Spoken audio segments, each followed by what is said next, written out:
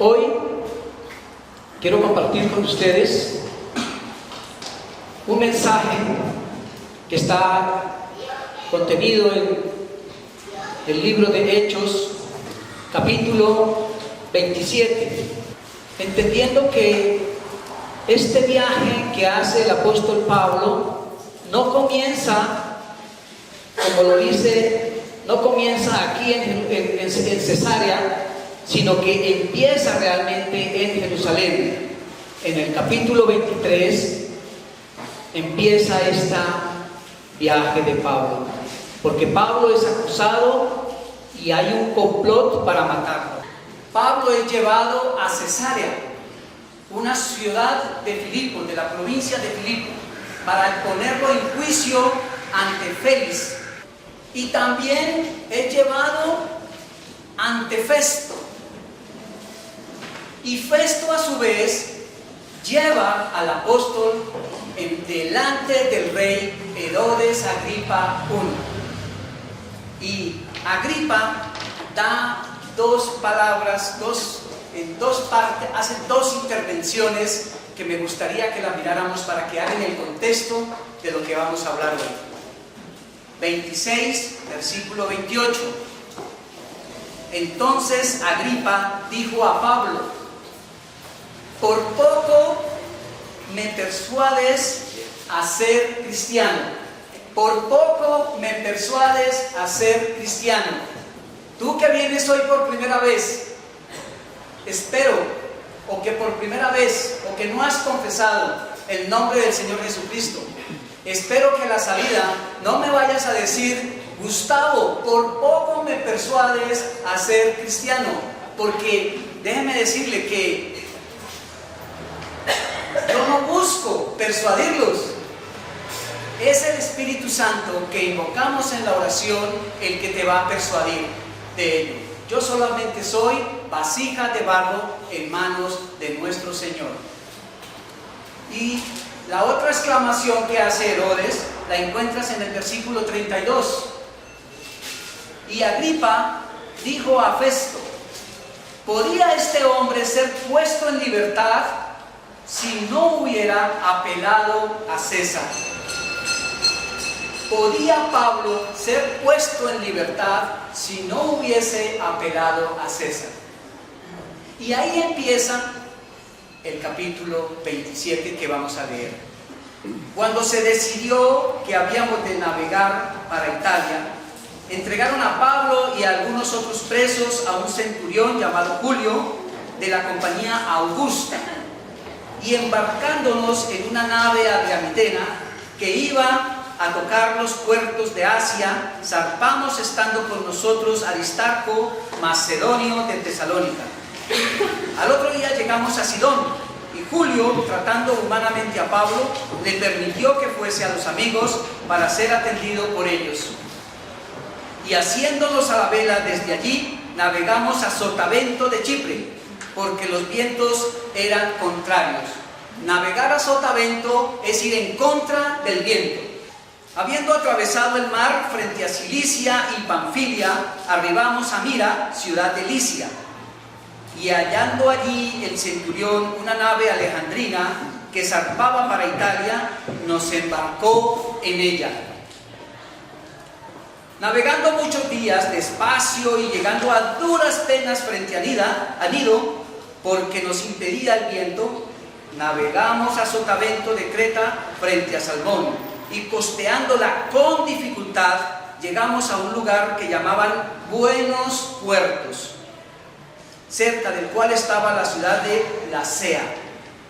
Y habiendo pasado mucho tiempo y siendo ya peligrosa la navegación por haber pasado ya el ayuno, Pablo les amonestaba, diciéndoles: varones, veo que la navegación va a ser con perjuicio y mucha pérdida, no solo del cargamento y de la nave, sino también de nuestras personas.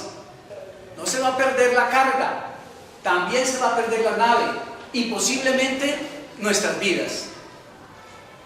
Pero el centurión daba más crédito al piloto y al patrón de la nave que a lo que Pablo decía.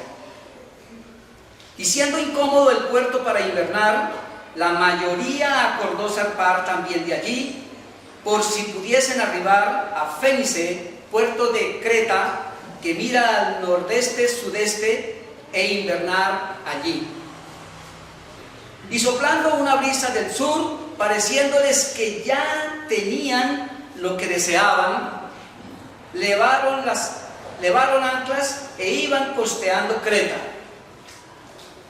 Pero no mucho después dio contra la nave un viento huracanado llamado Euroclidón. Euroclidón significa viento del norte. Y siendo arrebatada la nave y no pudiendo poner proa al viento, nos abandonamos a él y nos dejamos llevar. Y habiendo corrido a sotavento, es decir, en contra del viento, a una pequeña isla llamada Clauda, con dificultad pudimos recoger el esquife, es decir, el bote salvavidas. Y una vez subido a bordo, usaron de refuerzos para ceñir la nave, es decir, para amarrarla por debajo con lazos, para que las olas no reventaran el barco.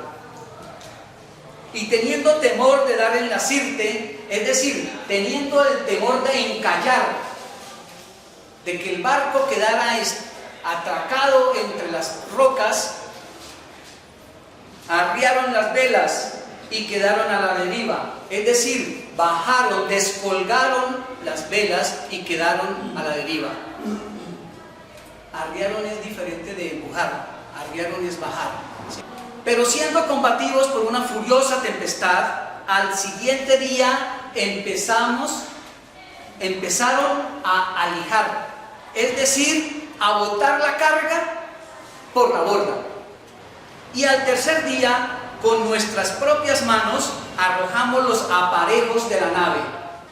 Las velas que descolgaron, los mástiles donde se cuelgan esas velas, todas las poleas y todas las correas que sostienen estos aparejos que son necesarios para la navegación, tuvieron que ser arrojados al mar, porque el peso de la nave podía hundirlo. Tenía que aligerar el peso, aligerar la carga. Y no apareciendo ni sol ni estrellas por muchos días, y acosados por una tempestad no pequeña, ya habíamos perdido toda esperanza. Entonces Pablo, como hacía ya mucho que no comíamos, puesto en pie en medio de ellos, dijo: habría sido por cierto conveniente, oh varones, haberme oído y no zarpar de Creta, tan solo para recibir este perjuicio y pérdida.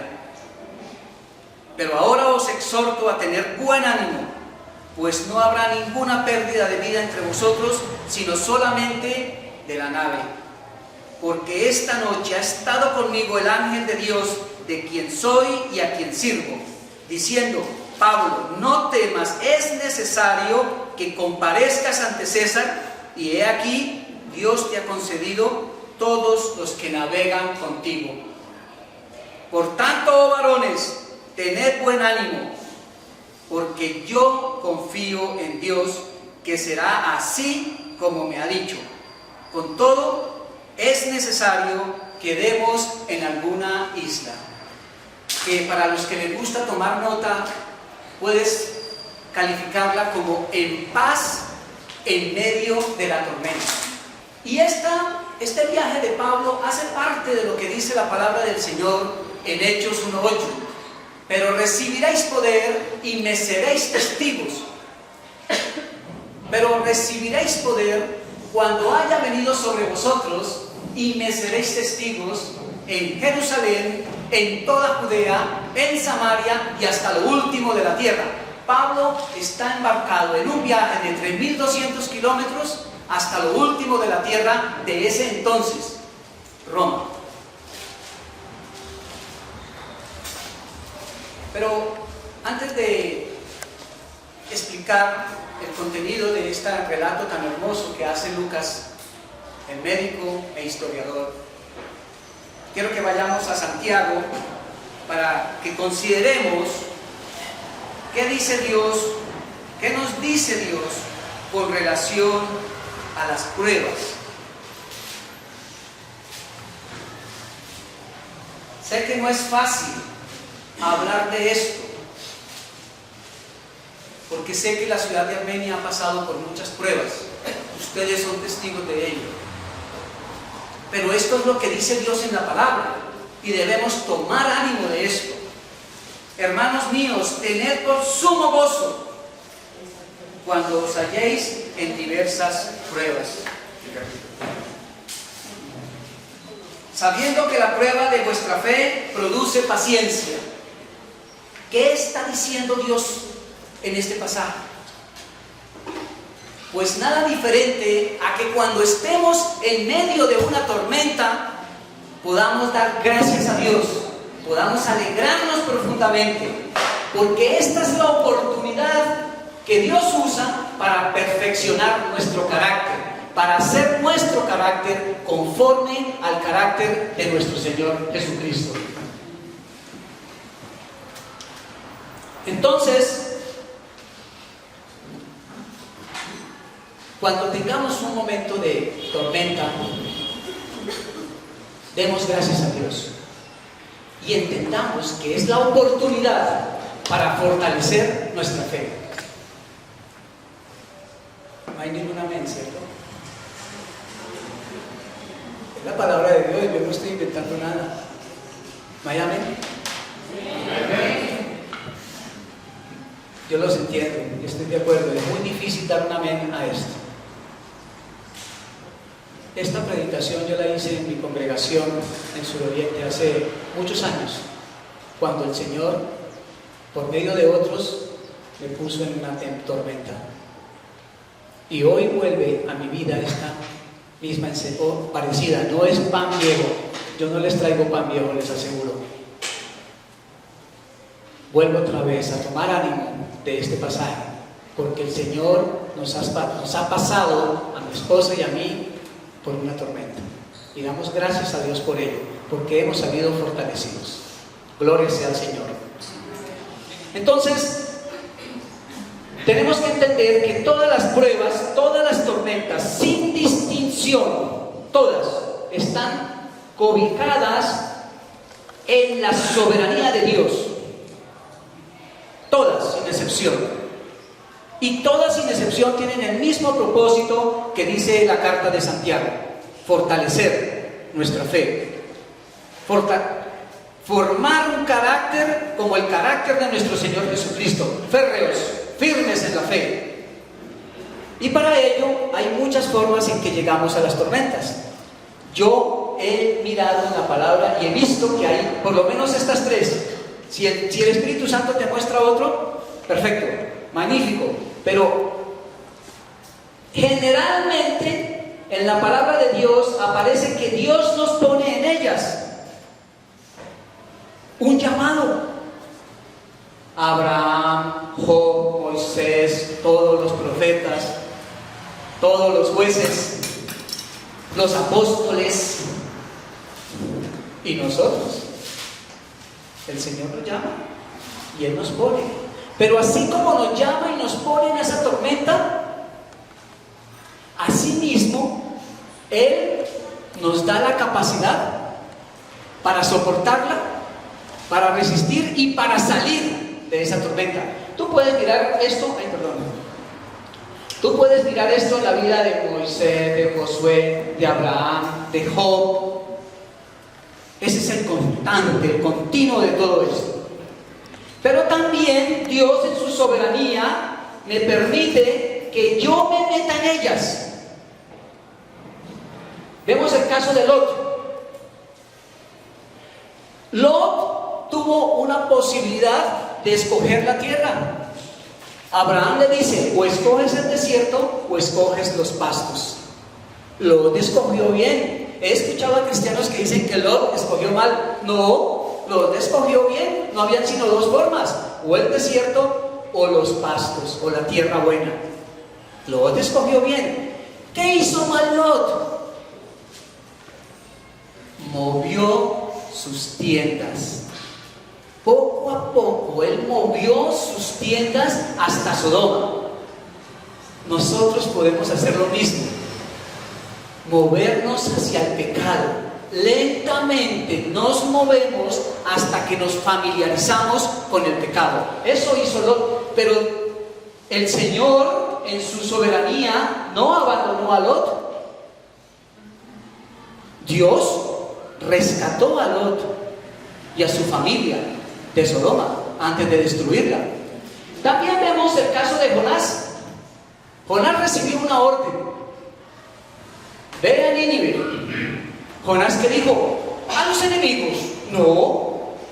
Entonces, con tal de huir de la presencia de Dios, Jonás compró un pasaje, gastó de su billete para irse lejos de la presencia de Dios. Qué acción tan sin sentido. Todo un profeta huyendo de la presencia de Dios.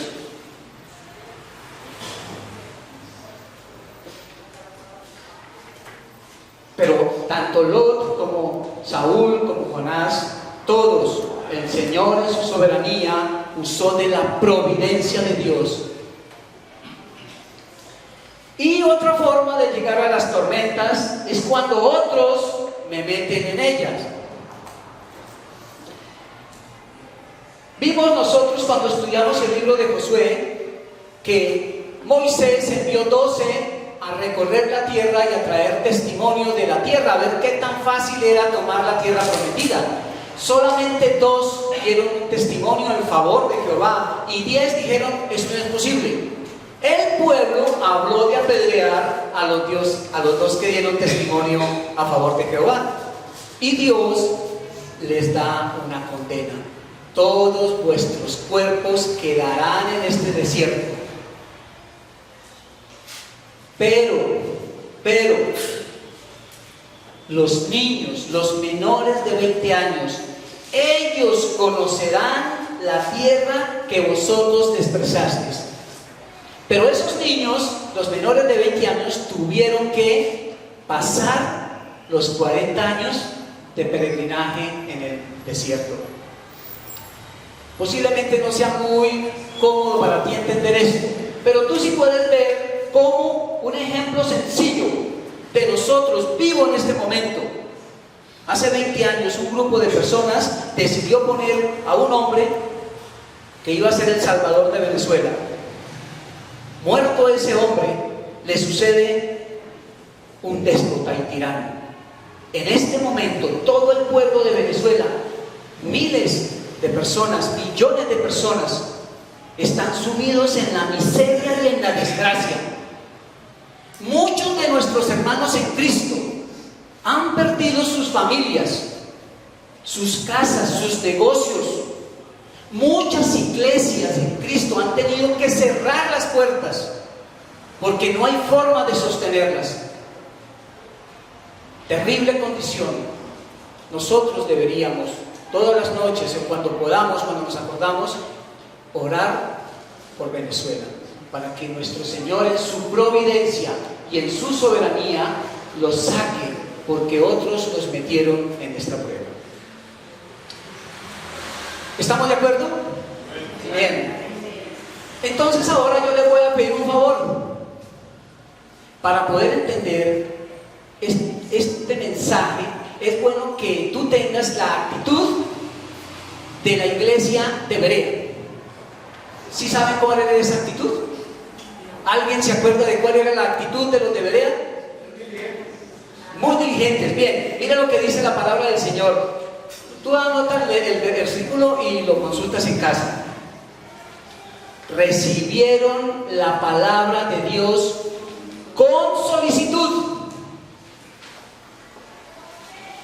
escudriñando cada día en las Escrituras para ver si estas cosas eran así. Eso lo encuentras tú en Hechos 17, versículo 11. Escudriñando cada día en las Escrituras para ver si lo que dijo Gustavo era así. La invitación es a que nosotros seamos como los de Berea, ir a constatar, ir a darnos cuenta que verdaderamente eso es así, y no que es un invento. o palabra de hombres. La palabra de Dios no es de interpretación privada. Por tanto, es una interpretación que el Espíritu Santo da a todos nosotros.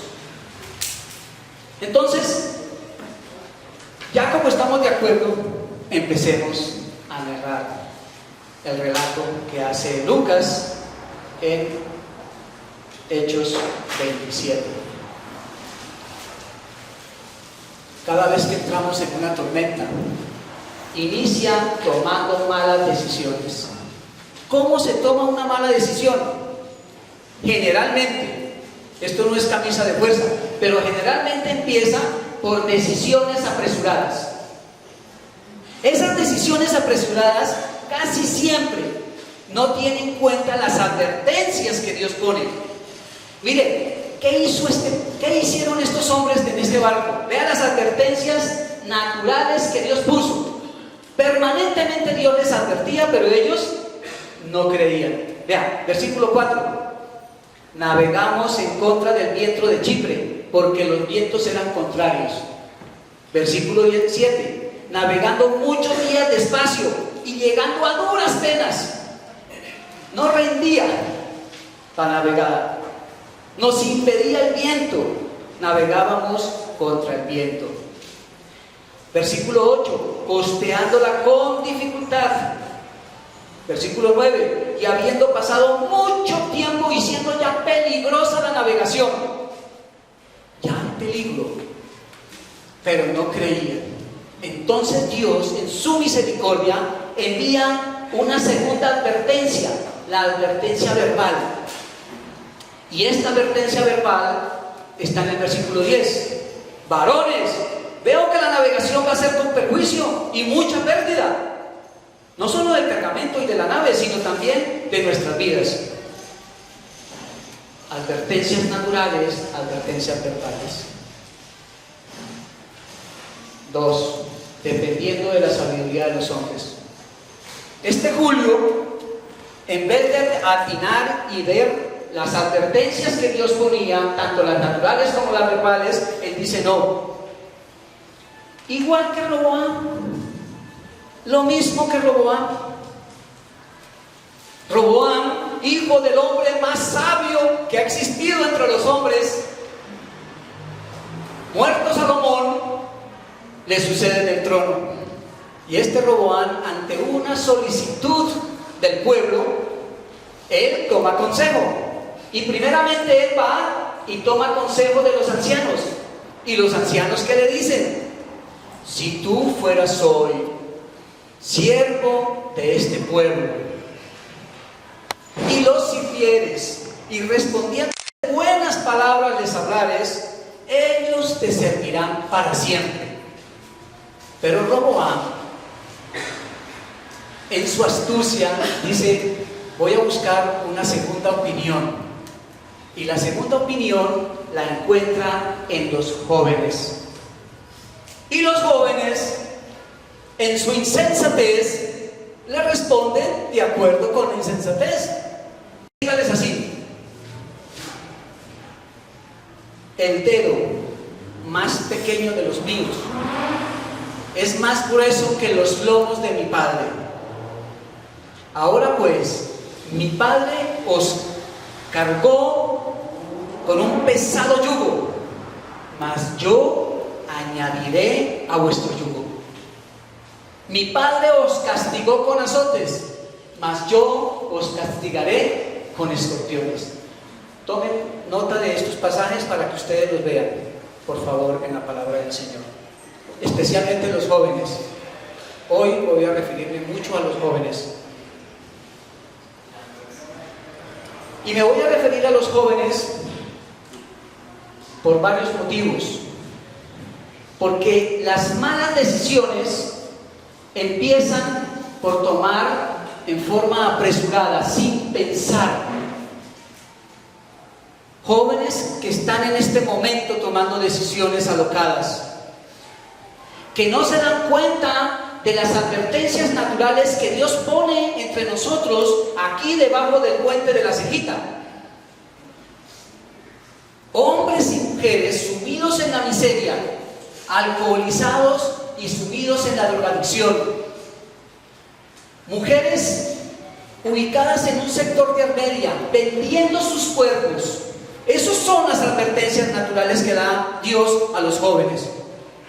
Pero también las advertencias verbales que sus padres, que sus profesores, que sus ancianos de sus casas, sus familiares les viven dando.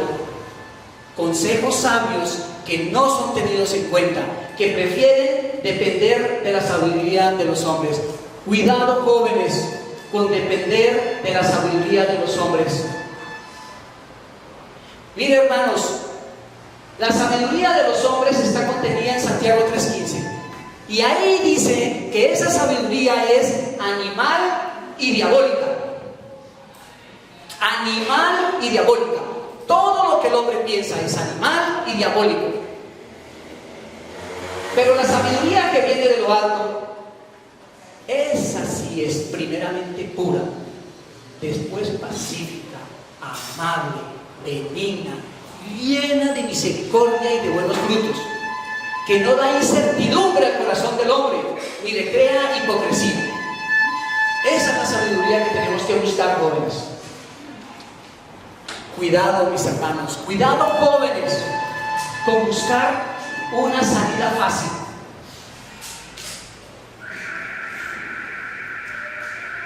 Por muchos años hemos sido enseñados a buscar atajos. ¿Saben qué es un atajo? Un joven que me diga, ¿qué es un atajo? ¿Cómo? Uno que por favor se ponga en pie si quiere y me diga, un atajo es tal cosa. Acortar el camino. Acortar el camino. Y cuando tú vas en línea recta, te pregunto, tú bien lo dices, perfecto, acortar el camino. Si yo voy en línea recta desde aquí hasta la salida, ¿por dónde puedo hacer el atajo? No es posible. Jóvenes, no es posible hacer atajos. Déjeme decirle que todas las salidas fáciles, todos los atajos van a traer dolor a su vida. Mucho dolor a su vida. Pero no solamente a su vida, también a los que están con ustedes, a sus padres, a sus hermanos, a sus familias. Familias enteras sumidas en dolor por una mala decisión de un joven. Familias enteras, ciudades enteras sufriendo por una mala decisión. Jóvenes, no tiene que ser así. No tiene que ser así. Claro que muchas veces han hablado que qué bueno tener una vida fácil. En nuestra época nosotros decíamos, estudie para que no tenga que trabajar. Imagínense lo que me decían a mí mis viejos, estudie para que no tenga que trabajar como nosotros. ¡Qué bobada!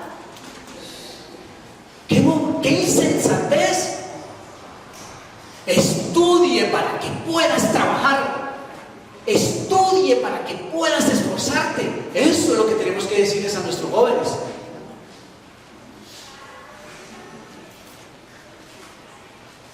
Querer vivir una vida fácil es insensatez delante de Dios. La mayoría de las veces buscamos la incomodidad. Vean lo que dice el versículo. Y siendo incómodo el puerto para invernar, a alguien le pareció que era incómodo el puerto. Es mejor allí. ¿Les ha parecido esto a ustedes en su vida? ¿Les ha parecido que el negocio del vecino es mejor que tu negocio?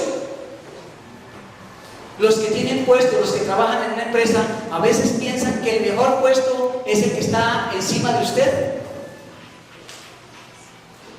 Buscamos siempre una salida fácil, una vida fácil. No busques una vida fácil. Busca una vida en donde tú puedas ejercitarte, como lo dice la palabra del Señor. Segunda de Timoteo 2:3 nos invita a nosotros jóvenes, por favor, jóvenes, tú pues joven, sufre penalidades como buen soldado de Jesucristo.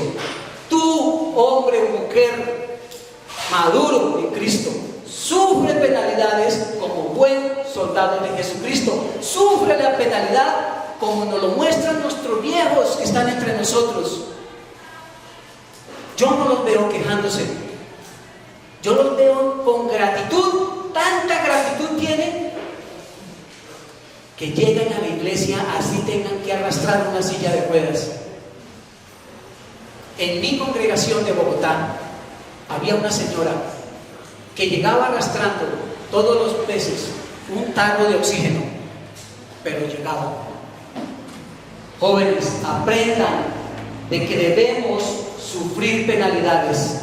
Debemos aprender a templarnos como varones, a enfrentar los problemas para salir adelante. La vida fácil no existe, jóvenes. No existe. Eso es puro cuento de los youtubers que se sientan a escribir bobadas o a hacer bobadas y a llenarse de plata. Eso es un espejismo. Todo eso son espejismos. Lo que sirve es trabajar con esfuerzo, ser disciplinados como un soldado. Eso sirve, eso da alegría a tu alma. Jóvenes, una mala decisión se toma cuando uno hace lo que los demás digan. La mayoría manda. No siempre. La mayoría no manda. Manda Cristo. La mayoría no manda. Manda Cristo.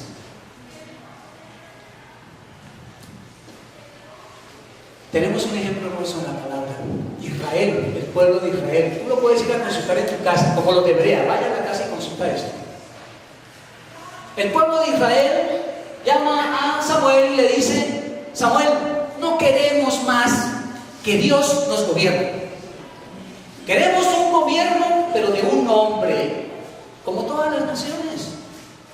Danos un rey.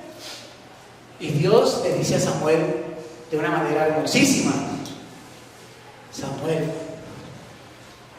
oye la voz del pueblo en todo lo que te digan, porque no te han desechado a ti, sino a mí me han desechado, para que yo no reine sobre ellos. Mire hasta dónde llega la mayoría a decidir que Dios ya no gobierne más nuestras vidas. ¿Es desatinada la mayoría? Total, ¿cierto? Hay un pasaje en la palabra que para nosotros se ha hecho como un ejemplo. Cuando uno va a tomar una decisión y no quiere comprometerse, entonces uno toma la misma actitud ¿de quién? De Pilato, ¿sí o no? ¿Qué hizo Pilato? Se lavó las manos. Bueno, esa es una actitud haciendo lo que la mayoría diga. ¿Qué hizo Pilato? Pilato, haciendo un juicio indebido, un juicio injusto del Señor Jesucristo, de todas maneras tuvo que decir que este hombre no ha hecho nada. Este hombre no ha incumplido nada, no ha hecho ningún pecado. Debo dejarlo libre. ¿Y qué dijo el pueblo? No, señor. Genialidad de Pilato. Ay, ¿verdad que se puede soltar? ¿Que escoja el pueblo? Tuvieron que escoger entre un asesino, uno acusado de sedición como Barrabás. Y el pueblo, ¿qué dijo? Danos al asesino, danos al que es acusado de sedición, de ir en contra del César. Y a Cristo, el justo, crucifícalo. Eso dijo la mayoría. Y la sangre del Cristo sea sobre nosotros. Eso dijo la mayoría. Insensatez. Total insensatez.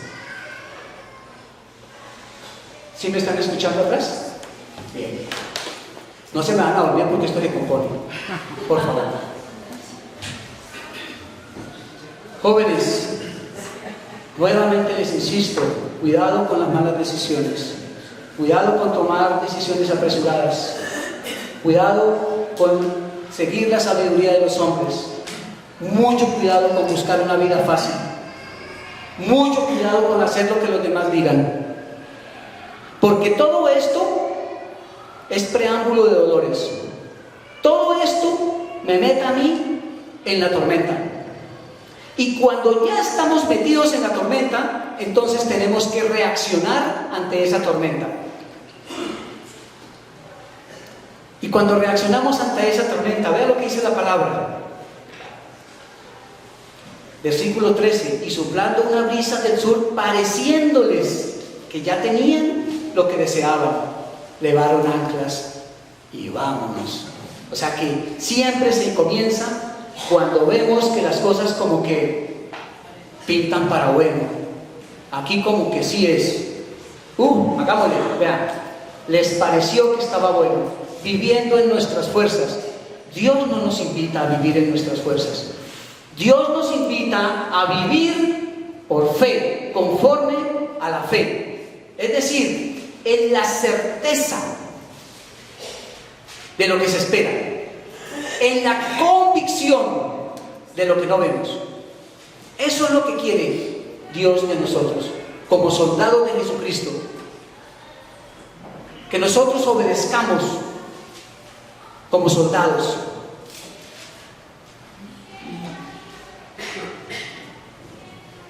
Claro que aparece apariencia de bueno, le da a uno como las ganas de salir, porque mire, está todo fácil. Pero poco a poco aparecen las dificultades. Vean el versículo 14. Pero no mucho después dio contra la nave un viento huracanado. Euroclidón llegó al barco. Euroclidón atropelló el barco. Y yo quiero preguntarte a ti, joven, o a ti que vienes por primera vez, ¿cuál es el viento huracanado? ¿Cuál es ese viento que te ha metido en una tormenta? Porque llega un momento dado en que cuando aparecen esas dificultades nos damos cuenta, porque tú y yo no podemos enfrentar el problema. Ahí es cuando advertimos, abrimos nuestros ojos y decimos, ¿en qué me metí? ¿Hasta dónde estoy comprometido? ¿Hasta dónde he llegado? Pero lo más terrible de esto es que tú no puedes enfrentar el problema. Y tú te vas a dar cuenta que no puedes enfrentar el problema cuando empiezas a dejarte llevar.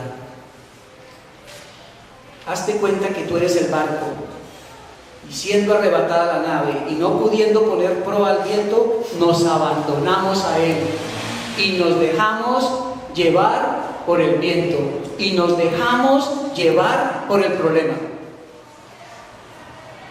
Joven que me escuchas, y tú que vienes por primera vez,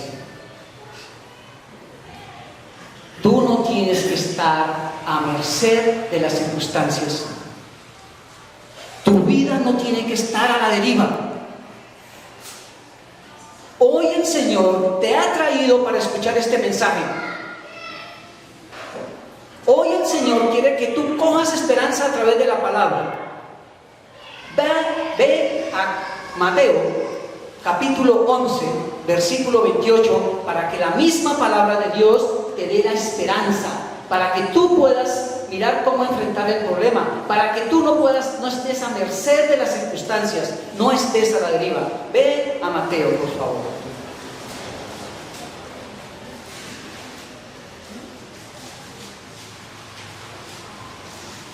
Si tú vienes por primera vez, lleno de problemas, lleno de dificultades, esta palabra hoy es para ti. Venid a mí todos los que estáis trabajados y cargados, y yo os haré descansar. Llevad mi yugo sobre vosotros y aprended de mí, que soy manso y humilde de corazón, y hallaréis descanso para vuestras almas, porque mi yugo es fácil y ligera mi carga.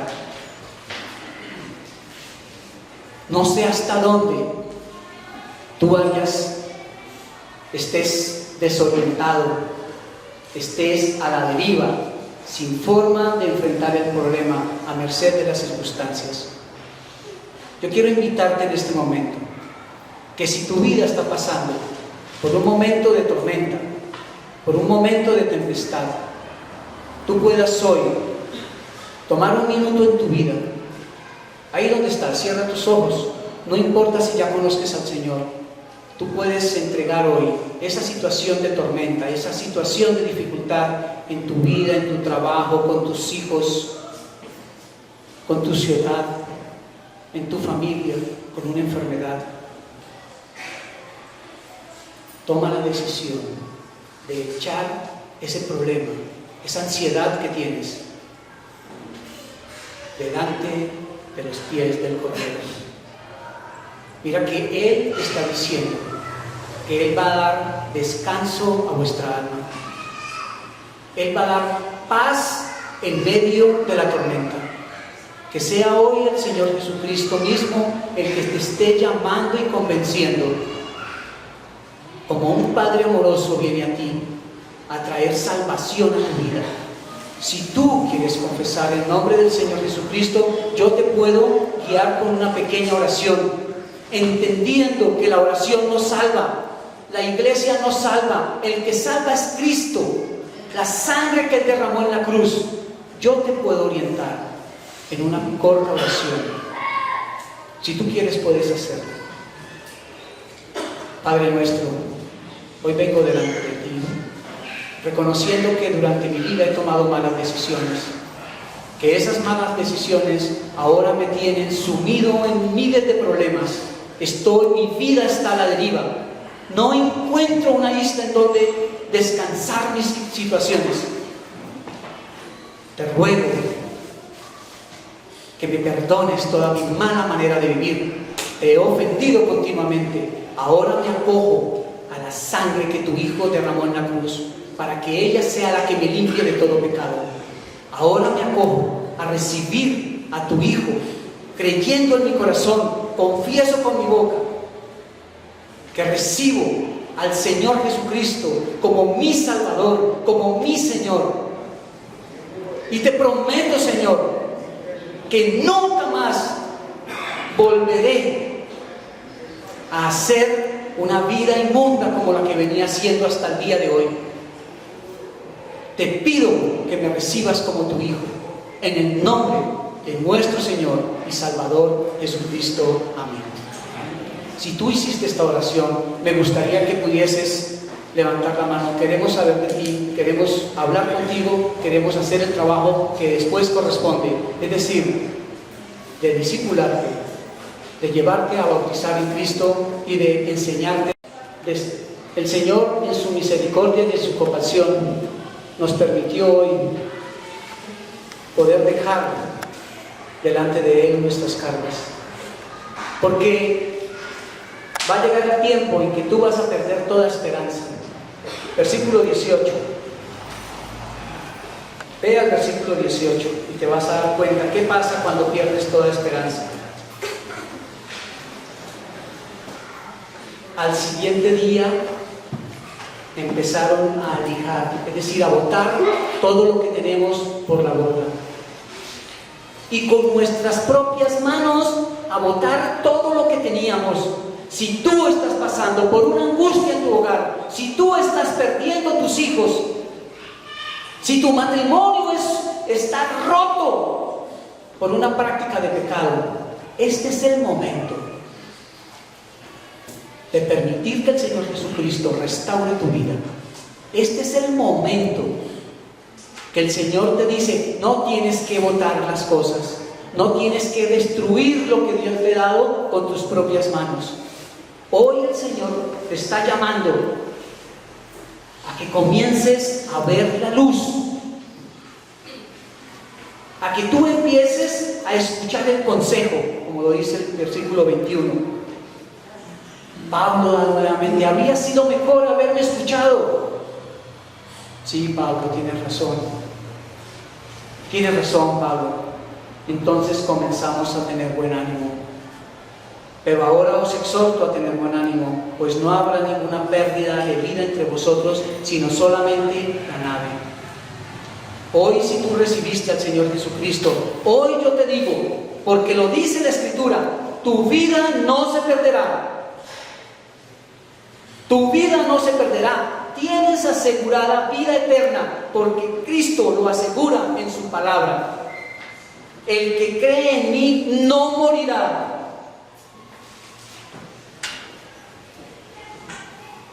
Puedes tener buen ánimo, pero también puedes empezar a tener confianza y seguridad, como lo dice el pasaje. No temas, es necesario que comparezcas ante César. Dios en su palabra, en Isaías 41:13, dice: yo soy tu Dios que te sostiene de tu mano derecha, y te dice: no temas, yo te ayudo. Es el Señor Jesucristo mismo, el mismo que te invitó a dejar la carga sobre Él. Es el mismo que te dice hoy: no temas, yo te ayudo. Nunca te dejaré, nunca te desampararé, siempre estaré con vosotros.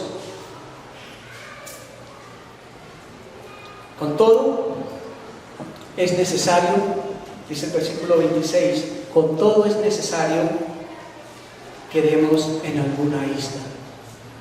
Con todo es necesario que seamos náufragos.